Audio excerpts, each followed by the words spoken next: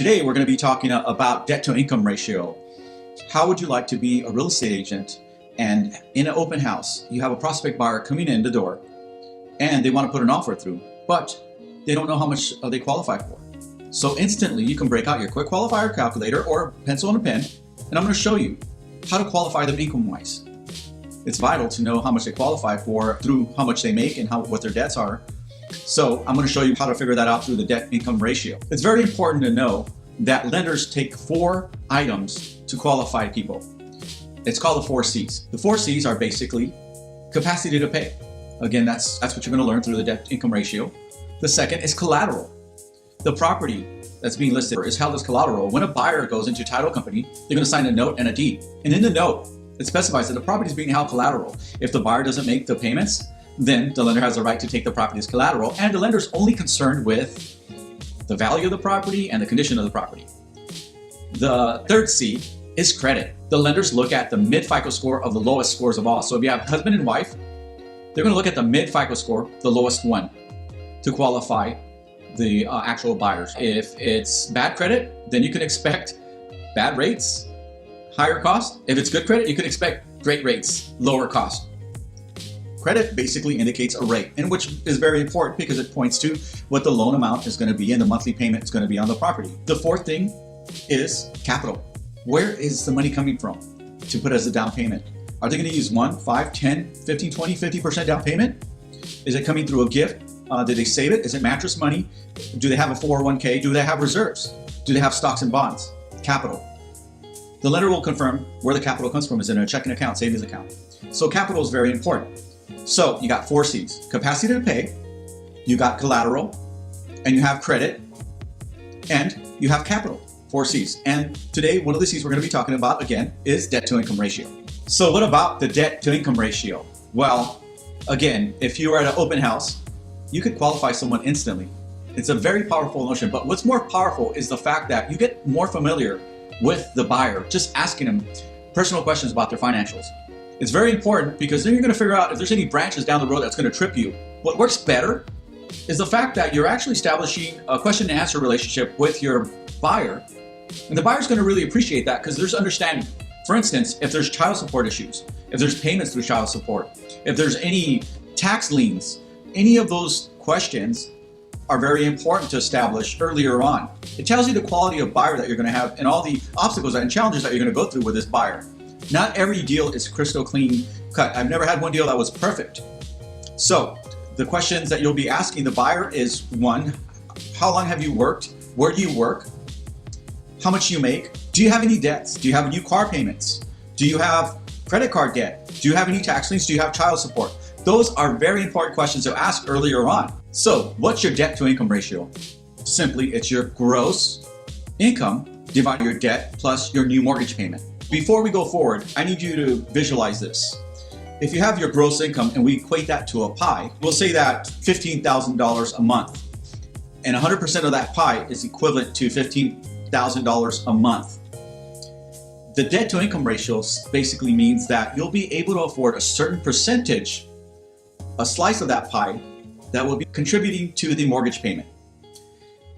All the other little slices of the pie by the end of the month would be like savings, food, your tithes at church. If you go to church, it'll be, the kids' school, private school, the car payments. At the end of the month, that pie will be fulfilled, 100% of it. So if you can look at it from that perspective, then you get an idea of what debt to income really means, right? So these days I can qualify people up to 55% debt to income ratio. Even though they qualify or may qualify for that amount, it's not really what they can afford or what they can feel comfortable with.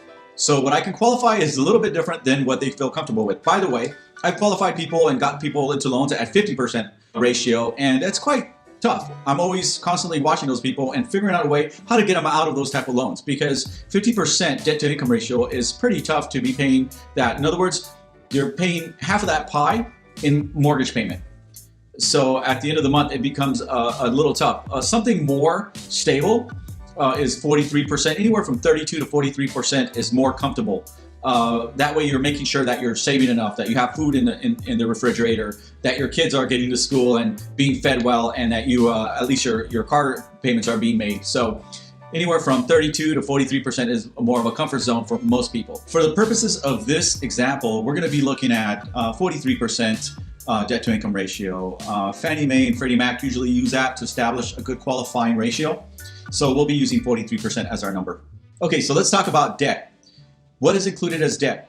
Debt is considered like Visa cards, anything revolving on the credit report. Visa cards, MasterCards, private loans, car loans on the credit report, child support, alimony, tax liens are considered debt. Anything that revolves on a monthly basis. Utility bills, cell phone bills are not considered as debt, okay? Student loans, if they're not deferred for more than 12 months, they're considered debt.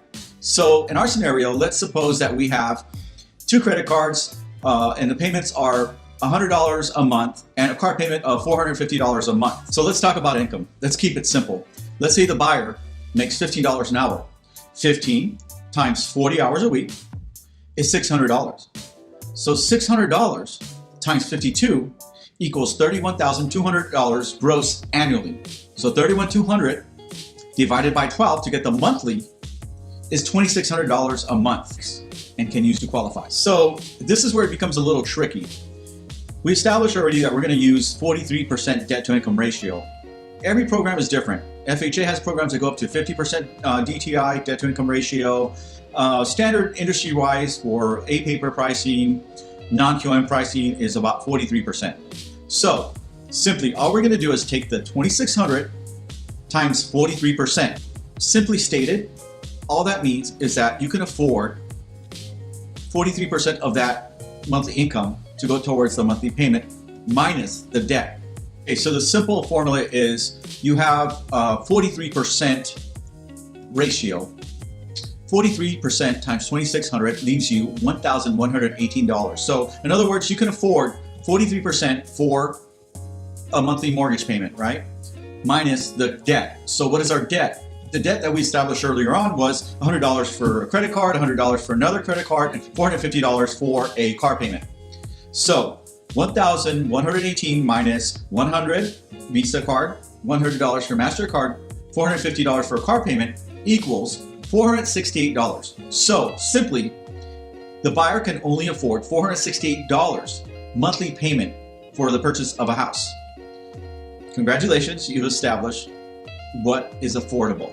All right, so you can take that $468 monthly, that's the affordable payment. And in order to figure out the actual loan amount, you can easily just take it to your quick qualifier, a mortgage calculator, and then you can just simply enter $468 as the payment. Let's assume the current interest rate on a 30-year fix right now, let's just say it's 4.5%. Let's say it's a 30-year loan. So then the loan amount is $92,365. I'm not sure if you can see that, is what the buyer will be able to qualify for in terms of loan size. Now, as realtor, you're gonna have to realize, okay, is that enough to qualify for the house that I'm listing? Maybe, maybe not. Of course, we're using smaller numbers as an example. You also have to factor in that if your house, in this case, he qualifies for a loan of $92,000, but there's going to be a down payment. There might be 1%, 10%, so you have to factor in the down payment as well.